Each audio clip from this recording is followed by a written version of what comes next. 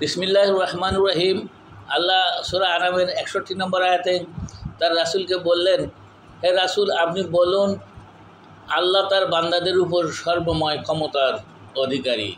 তিনি ফেরেশতা দিয়ে মানুষকে রক্ষণাবেক্ষণ করেন, আর যখন তাদের মৃত্যু আসে তখন আল্লাহ ফেরেশতা দূত পাঠান, তারা মানুষের প্রাণ নিতে কোনো ত্রুটি করে না। এরপরে 62 নম্বর আয়াতে আল্লাহ বললেন, তারপর ফেরেশতারা এই জীবন আল্লাহর কাছে নিয়ে যায়। ওই দিন একমাত্র আল্লাহই রায় প্রদান করেন, আর তিনি খুব দ্রুত হিসাব গ্রহণ করবেন। অর্থাৎ আল্লাহর আদেশে ফেরেশতারা নেককারকে ইল্লিনে এবং পাপীকে সিজ্জিনে পাঠিয়ে দেবে।